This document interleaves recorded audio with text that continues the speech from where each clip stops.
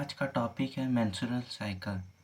तो menstrual cycle में हम देखेंगे कौन से हार्मोन क्या क्या काम करते हैं मेंस्ट्रुअल साइकिल के फेज़ में।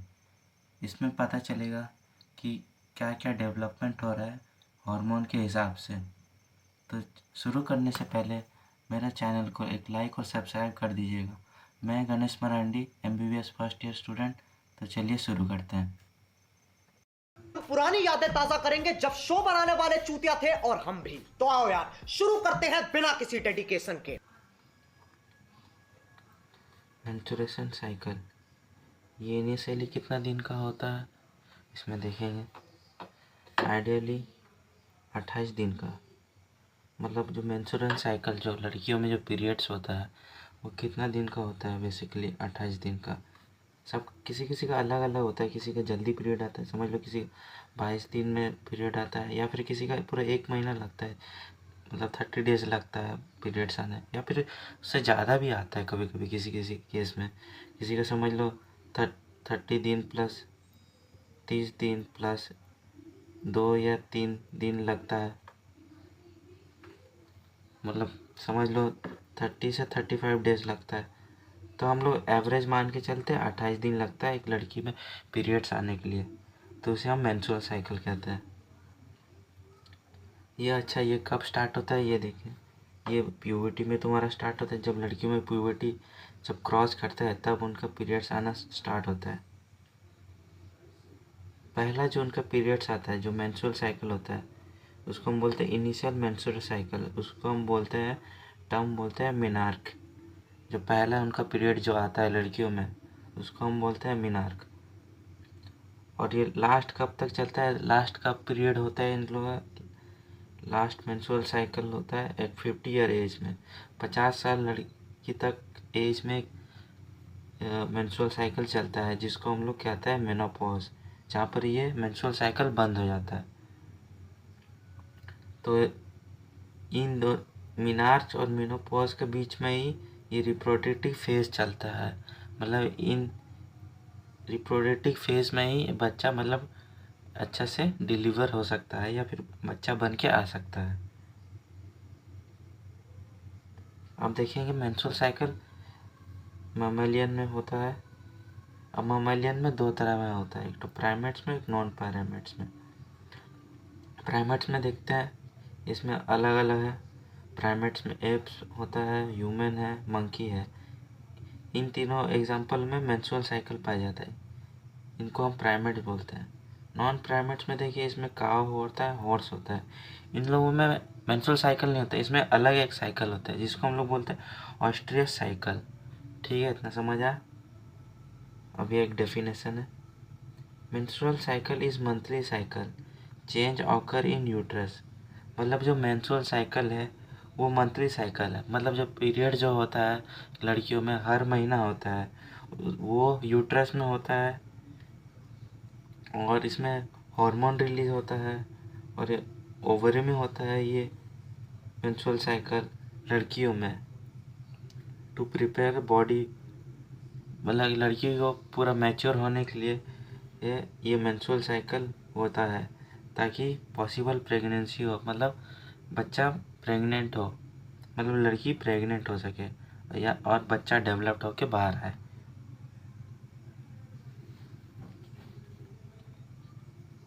अब इसमें देखते हैं ये मेंस्ट्रुअल साइकिल टोटल 28 दिन का होता है। अब इसमें अलग अलग दिन में अलग अलग हार्मोन रिलीज होगा, अलग अलग ग्राफियन फॉलिकल डेवलप होगा, ये सेल डेवलप होगा, एंडोमेट्रियम, जो भी सारा कुछ डेवलप होगा इसके बारे में हम एक एक करके पढ़ेंगे। अच्छा, इसका एक मैं निमोनिक लिख देता हूँ जिसमें आपको याद हो जाता है। एक निमोनिक लिख देता हूँ छोटा सा।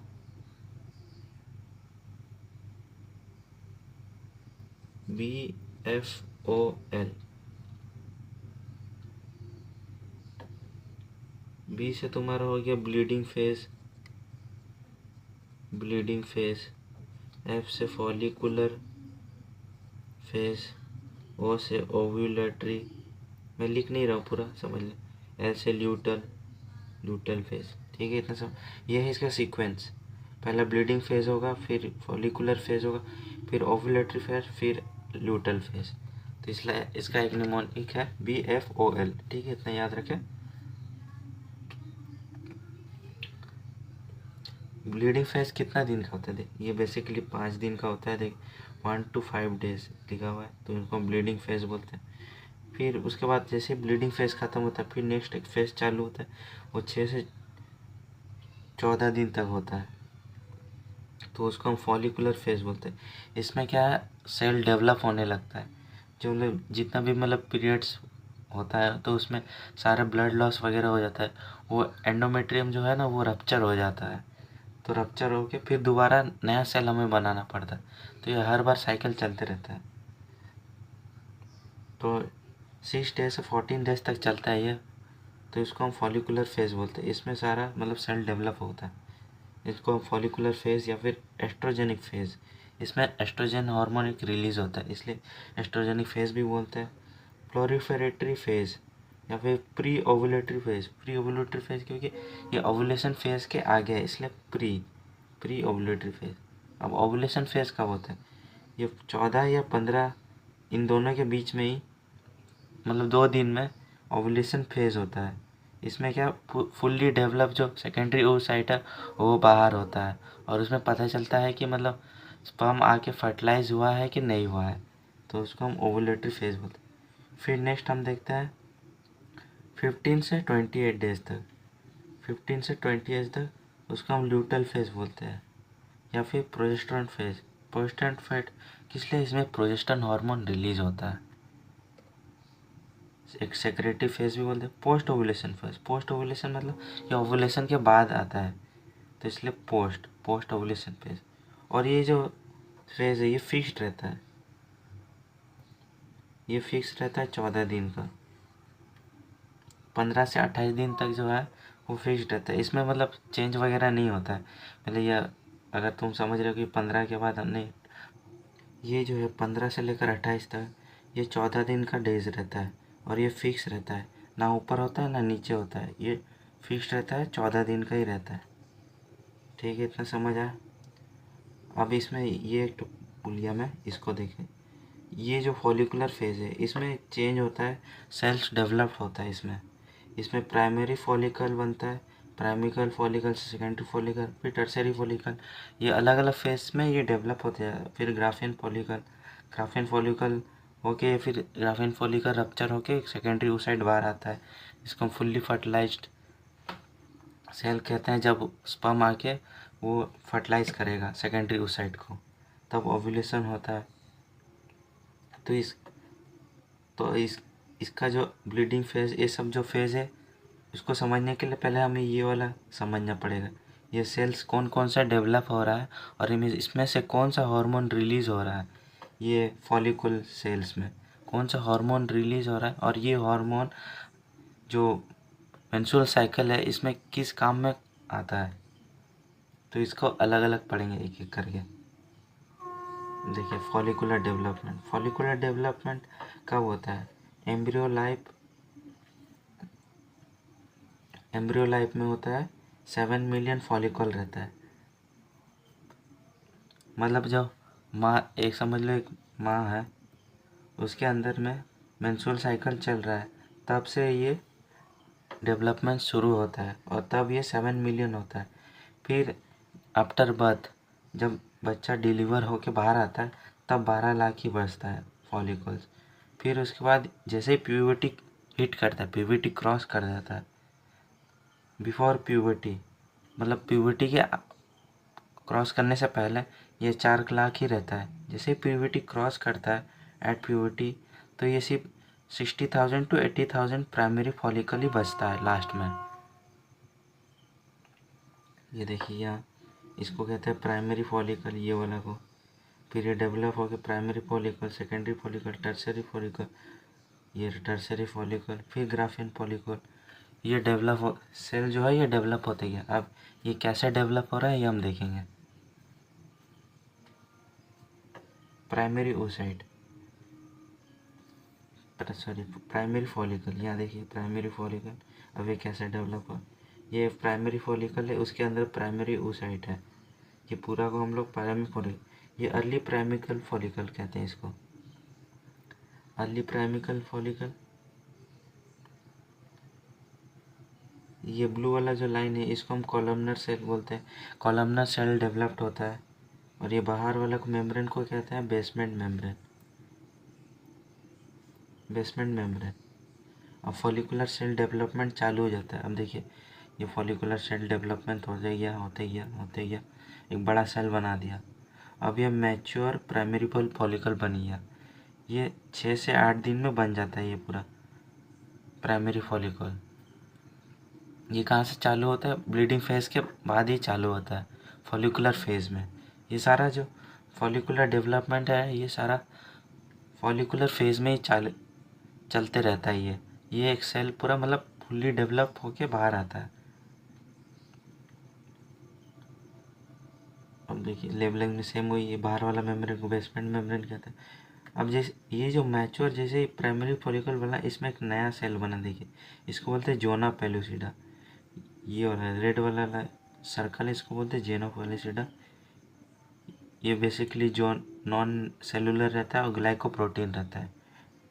अब देखिए ये जो ग्रैनुलर सेल है, ये कॉलमनर सेल डेवलप होके ग्रैनुलर सेल बना लिया, डेवलप होकर ग्रैनुलर सेल।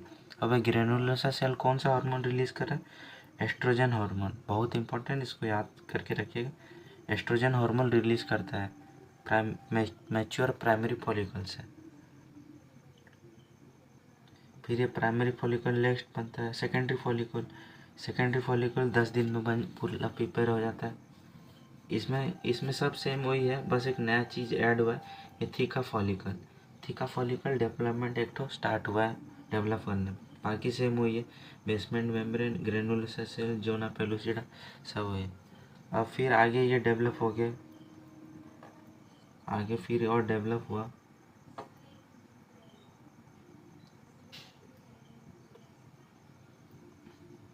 आगे डेवलप होकर टर्सरी फॉलिकल बना। ये 12 दिन में पूरा एक कंप्लीट बन गया है टर्सरी फॉलिकल। अब ये जो थीका फॉलिकल है ये अलग अलग हो गए, एक तो थीका इंटरना, ये जो थीका इंटरना अंदर वाला लेयर को, बाहर वाला लेयर को थीका एक्सटर्ना। ये जो बाहर वाला लेयर है ये थीका एक्सटर्ना, और ये जो ग्रीन वाला जो ऐसे है इसको बोलते हैं थीका इंटरना। और यहाँ एक तो न्यू सेल डेवलप होने चालू हुई है, इसको बोलते हैं एंट्रम। इसके अंदर में लिक्विड फॉलिकल्स वगैरह रहते हैं, और बाकी वही है, सेम है। ये जेनो पेलुसिडा हो गया ये वाला, ये ग्रेनुलोसा सेल, और ये जो ब्लैक वाला लाइन ये बेसमेंट मेम्ब्रेन। लेबलिंग से सब सेम वही है, बस ये एक्स्ट्रा जो थीका एक्सटर्न है ये डिफ्रेंशिएट होके 2 लेयर बना लिया है, एक थीका एक्सटर्न और एक थीका इंटर्न। अब ग्राफियन फॉलिकल 14 डेज में पूरा बनता है। अब देखिए एंट्रम ये डिफ्रेंशिएट होके सेल्स डेवलप्ड होके बड़ा सेल जैसा बना दिया एंट्रम। ग्राफियन फॉलिकल में फिर ये सेकेंडरी oocyte भी बना दिया। यहाँ देखिए टर्सरी फॉलिकल तक ये प्राइमरी oocyte था, ग्राफियन फॉलिकल आते आते ये सेकेंडरी oocyte भी बना दिया। फिर ये आगे ग्राफियन फॉलिकल ये रप्चर हो जाएगा, रप्चर होके अलग अलग एक सेल बनाएगा। ग्राफियन फॉलिकल जैसे ही रप्चर होगा एक ये वाला जो है पूरा ये बाहर आ जाएगा सेकेंडरी oocyte। ओवुलेशन फेज में ये रप्चर होने लग जाएगा ग्राफियन फॉलिकल, ये 14 डेज में होता है। तो ये वाला सेकेंडरी oocyte पूरा बाहर आया। ये जो रेड वाला जो है इसको बोलते हैं जोना पेलुसिडा, सेम वही है। जो बाहर वाला जो सेल है इसको बोलते हैं कोरोना रेडिएटा। ठीक है, इतना समझा। फिर और एक कॉर्पस लूटम भी ये बाहर रप्चर होके बाहर एक सेल आ जाता है, 2 तो सेल एक तो बाहर आता है, एक तो ये कॉर्पस लूटियम और सेकेंडरी oocyte, जब ग्राफियन फॉलिकल पूरा रप्चर्ड हो जाता है। अब ये देखते हैं कॉर्पस लूटियम कौन सा हार्मोन रिलीज करता है और ये क्या करता है। ये कॉर्पस लूटियम 15 डेज में निकलता है, और ये येलो कलर में बोलते हैं, कोई येलो कलर में रहता है बेसिकली, तो इसको हम येलो बॉडी भी बोलते हैं। और इसको हम टेम्परेरी एंडोमेट्रियम ग्लैंड भी बोला जाता है। ये बहुत इंपॉर्टेंट वाला इम्पोर्टेंट पॉइंट है, ये टेम्परेरी एंडोमेट्रियम ग्लैंड भी बोला जाता है कॉर्पस लूटियम को, इतना याद रखेंगे। फिर कॉर्पस लूटियम से कौन सा हार्मोन निकलते हैं, देखिए प्रोजेस्टेरोन हार्मोन, बहुत सारा प्रोजेस्टेरोन हार्मोन एकदम बाहर निकलता है। एस्ट्रोजन लेस क्वांटिटी में, मतलब ज़्यादा नहीं, 2-3% निकलता है बस। प्रोजेस्टेरोन एकदम भर भर के आएगा। फिर हम देखें कॉर्पस ल्यूटियम क्या करता है।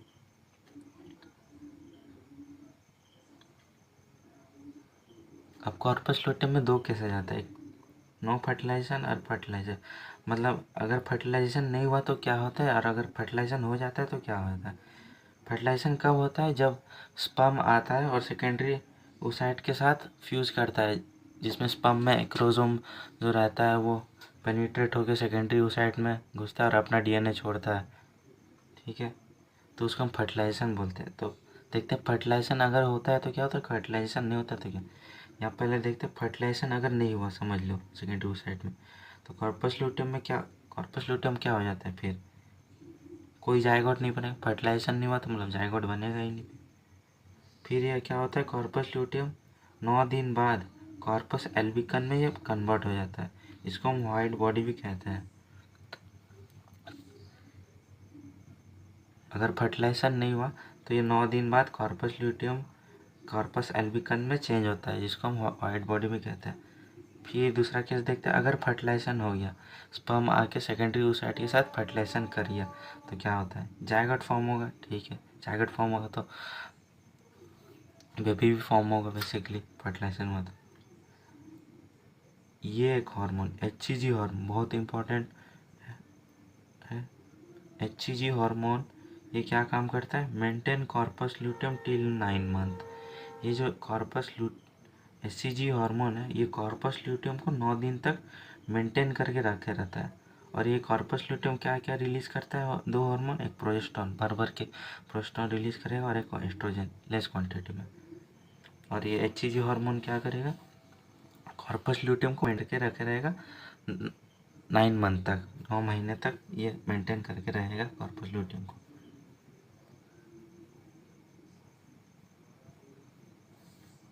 अब फॉलिकल डेवलपमेंट बारे में समझ गए। अब नेक्स्ट हम पढ़ेंगे फेज के बारे में। फेज में कौन कौन सा हार्मोन क्या काम करता है। अगर हमें देखना है ओव्यूलेशन कौन सा दिन में, अगर क्वेश्चन दे दिया कि कौन सा डे में ओव्यूलेशन होने का चांस है, तो पहले उसका मेंस्ट्रुअल साइकिल निकालेंगे। समझ लो अगर एक लड़की का 28 तारीख को उसका मेंस्ट्रुअल साइकिल हुआ, तो 28 माइनस 14 अगर करते हैं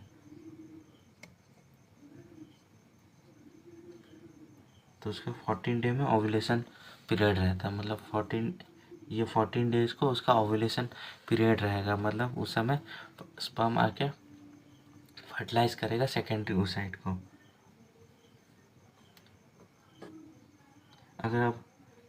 अगर आप समझ लो किसी लड़की का समझ 30 डेज में उसका पीरियड्स आता है। ठीक है, अगर उसका ओव्यूलेशन डेज निकालना चाहते हैं, मतलब कब ओव्यूलेशन होगा उसका, तो 14 से माइनस कर देना। ये 14 से किस लिए माइनस, जो लास्ट जो है ना ल्यूटल फेज वो फिक्स रहता है 14 डेज का, इसलिए 14 से माइनस करते हैं। वो चेंज नहीं होता, फिक्स है ना, इसलिए। तो 16 डे में इसका ओव्यूलेशन होगा, 16 या 16 डेज में ओव्यूलेशन होगा इसका। अब हम देखेंगे कि ये जो हार्मोन है, ये हार्मोन यूट्रस में कैसे काम करते हैं, यानी इनका रोल क्या है हार्मोन का मेंस्ट्रुअल साइकिल में। अगर प्रोजेस्टेरोन बढ़ेगा तो प्रोजेस्टेरोन भी बढ़ेगा, GnRH कम होगा, FSH कम होगा, LH कम होगा। अगर एस्ट्रोजन और प्रोजेस्टेरोन कम हो तो GnRH बढ़ेगा, FSH भी बढ़ेगा, LH भी बढ़ेगा।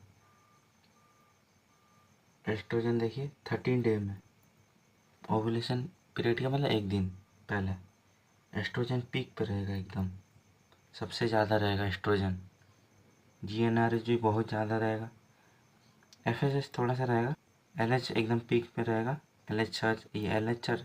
LH क्या काम करेगा, रप्चर ऑफ ग्राफेन फॉलिकल रप्चर करेगा और ओव्यूलेशन करेगा उसको। अब यहाँ देखिए,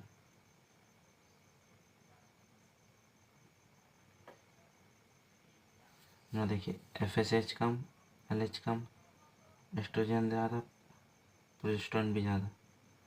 13 डे में देखिए, 13 डे में प्रोजेस्टेरोन, ये देख 13 डे में प्रोजेस्टेरोन नहीं, एस्ट्रोजन पीक पे है एकदम। एलएच भी पीक पे है, एलएच भी पीक पे है। प्रोजेस्टेरोन तो पूरा फ्लैट है, देखिए।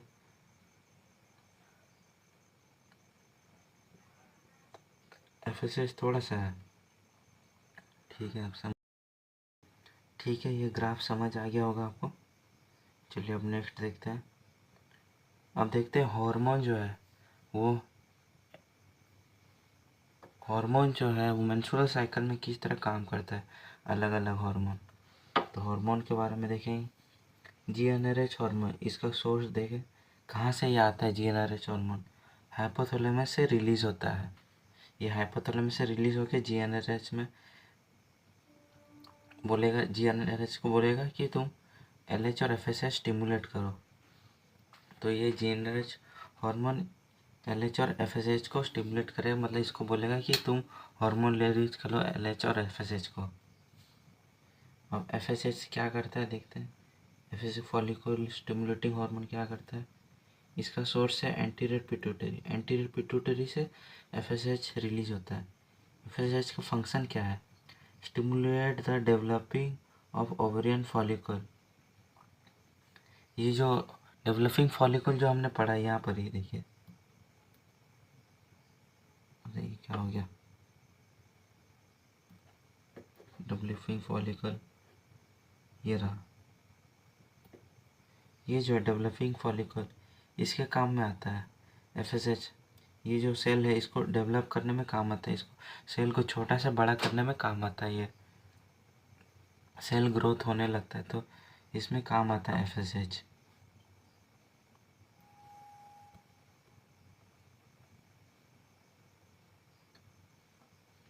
अब देखिए एलएच भी सेम वही एंटीरियर पिट्यूटरी से रिलीज होगा। एंटीरियर पिट्यूटरी से LH hormone release. LH hormone क्या करता है, LH hormone responsible for ovulation. ये ओवुलेशन करने में रिस्पॉन्सिबल है एलएच। और क्या करता है, कॉर्पस ल्यूटियम को मेंटेन करके, कॉर्पस ल्यूटियम को ये मेंटेन करके रखता है एलएच। ये 15 से 23 दिन तक, 15 से 23 दिन तक corpus luteum corpus luteum maintain रहता है एलएच हार्मोन। तो एलएच हार्मोन क्या करता है, मेंटेन करता है कॉर्पस ल्यूटियम को इतना दिन के लिए, 15 से 23 दिन तक। फिर आप देखते हैं एस्ट्रोजन हार्मोन क्या करता है। Estrogen hormone ovary developing follicle, वही सेम एस्ट्रोजन, वही फॉलिकल डेवलपमेंट जो है उसको सेल ग्रो करने में हेल्प करता है। कॉर्पस ल्यूटियम को भी, कॉर्पस ल्यूटियम ये सोर्स मतलब कहाँ से रिलीज होता है, ये कॉर्पस ल्यूटियम से रिलीज होता है एस्ट्रोजन, और ओवरी से भी रिलीज होता है। ये वाला एस्ट्रोजन हमने देखा था, एस्ट्रोजन कहाँ रिलीज होता है, मैच्योर प्राइमरी फॉलिकल था ना ग्रेनुलोसा सेल में, वहाँ से रिलीज होता है एस्ट्रोजन। भूल गए हो क्या, तो रुके दिखाता हूँ फिर से आपको। ये देखिए, ये ग्रेनुलोसा सेल से एस्ट्रोजन हार्मोन रिलीज होता है। ठीक है, समझ आ गया। और कहाँ रिलीज होता है एस्ट्रोजन, यहाँ, कहाँ गया वो फॉलिकुलर, हाँ यहाँ देखिए कॉर्पस लूटियम, यहाँ से भी थोड़ा सा रिलीज होता है। देख लिया इसका सोर्स अपने कहाँ से रिलीज होता है। अब देखते हैं एस्ट्रोजन हार्मोन काम क्या करता है। Endometrium hyperplasia. एंडोमेट्रियम हाइपरप्लेसिया मतलब ये जो 3 ठो लेयर होता है ना हमारे यूट्रस में, पेरीमेट्रियम, मायोमेट्रियम, एंडोमेट्रियम। तो ये जो एंडोमेट्रियम का जो है वो थिकनेस को थोड़ा सा मोटा करने लग जाता है एस्ट्रोजन हार्मोन, तो उसके काम में आता है ये estrogen hormone. Increase blood supply in the myometrium, obviously thickness को मोटा करेगा तो ब्लड सप्लाई का तो ज़रूरत पड़ेगा ही, तो ब्लड सप्लाई करता है एंडोमेट्रियम में। मायोमेट्रियम हाइपरट्रोफी, सेम मायोमेट्रियम का भी थिकनेस को थोड़ा सा मोटा करेगा। इंक्रीज थिकनेस ऑफ यूट्राइनल, वही मैंने कहा ना ओवरऑल, ये जो यूट्राइन वॉल है वो थिकनेस को थोड़ा सा वो मोटा करेगा ताकि वो मेंटेन रहेगा, एस्ट्रोजन जो यूट्रस है वो मेंटेन रहेगा। तो एस्ट्रोजन इसके काम आता है। अब देखते हैं प्रोजेस्टेरोन हार्मोन क्या करता है। ये कहाँ से रिलीज होता है, कॉर्पस लूटियम, याद होगा वहाँ पे। बहुत सारा प्रोजेस्टेरोन हार्मोन रिलीज हुआ था कॉर्पस ल्यूटियम से। ये क्या करता है, maintain the thickness of uterine. ये जो थिकनेस को है मेंटेन करके रख रहता है, मतलब जो इसका जो थिकनेस है इसको ना बढ़ाने देता कम करने देता, ये मेंटेन करके रखे रहता है यूट्रस को कि मेरे को इतना ही थिकनेस चाहिए। और जो एस्ट्रोजन हार्मोन है वो थिकनेस को बढ़ाते रहता है, और प्रोजेस्टेरोन है वो थिकनेस को मेंटेन करके रखे रहता है। Development of uterine gland, obviously develop होते रहेगा वो uterine gland. Decrease contraction of myometrium, जो कॉन्ट्रैक्शन है ये कॉन्ट्रैक्शन कब होता है, जब बेबी डिलीवरी होता है तो माइल्ड कॉन्ट्रैक्शन होता है उसमें, तो ये क्या करता है, कॉन्ट्रैक्शन को कम करता है माइटोमेट्रियम। तो जब भी डिलीवरी हुआ रहता है, जब भी डिलीवरी होता है तो ये वाला प्रोजेस्टेरोन हार्मोन डिलीवरी पेशेंट को दिया जाता है, जो प्रेग्नेंट होता है ना उसको दिया जाता है ताकि कॉन्ट्रैक्शन थोड़ा कम हो।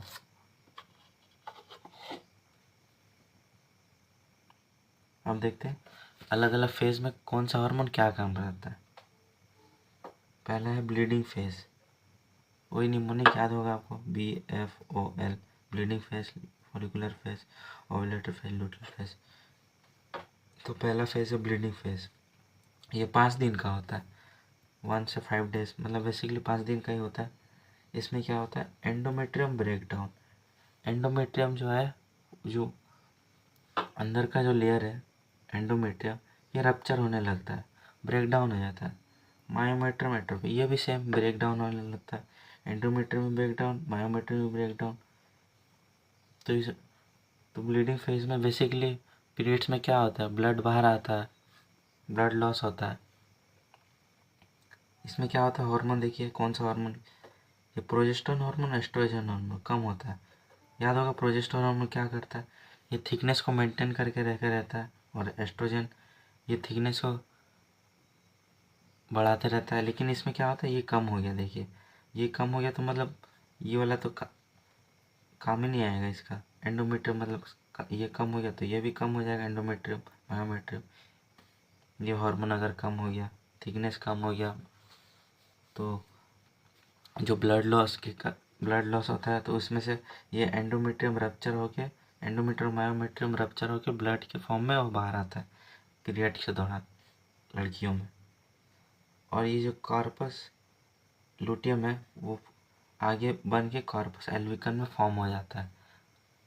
उसमें देखा था कॉर्पस लुटियम अगर फर्टिलाइज नहीं होता है तो क्या होता है, ये 9 दिन बाद कॉर्पस लुटियम कॉर्पस एल्विकन में फॉर्म हो जाता है, जिसको वाइट बॉडी भी कहते हैं।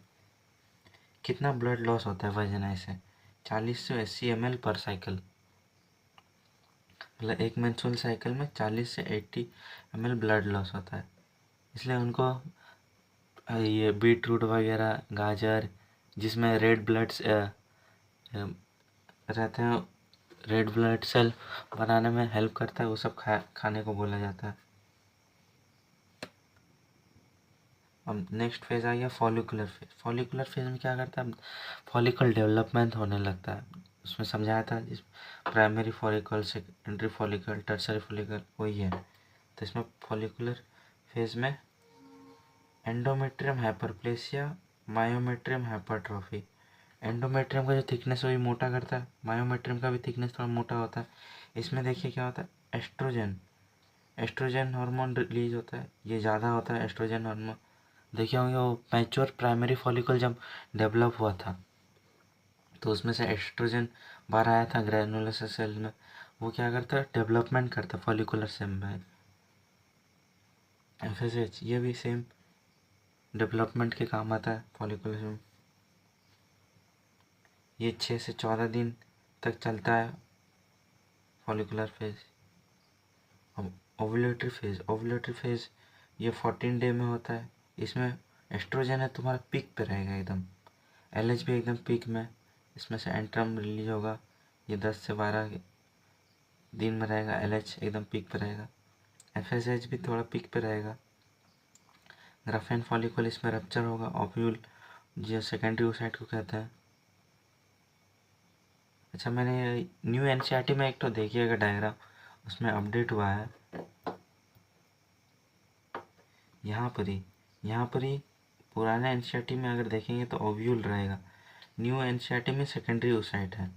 ठीक है, इसको अपडेट करके रखे रहेगा बुक, अगर आपके पास पुराना बुक है तो। अब नेक्स्ट चलेंगे ल्यूटल फेज। ल्यूटल फेज में क्या होता है देखिए, ओवरी में कॉर्पस ल्यूटेम मेंटेन करके रखे रहता है। प्रोजेस्टेरोन हार्मोन इसमें रिलीज होगा और एस्ट्रोजन। प्रोजेस्टेरोन हार्मोन क्या करता है, कॉर्पस ल्यूटेम को मेंटेन करके रखे रहता है 15 से 23 दिन तक। ये देखिए यहाँ 15 डे के बाद चालू होता है ना, 15 और 23 डेज तक, इतना दिन तक ये कॉर्पस ल्यूटेम मेंटेन रहता है। एंडोमेट्रियम भी रिलीज हो रहता है। फिर अगर समझ लो फर्टिलाइजेशन नहीं हुआ तो ये हार्मोन तो कम होगा ही, प्रोजेस्टेरोन कम होगा, एस्ट्रोजन कम होगा, तो ये जो कॉर्पस ल्यूटेम चेंज इनटू कॉर्पस एल्बिकम।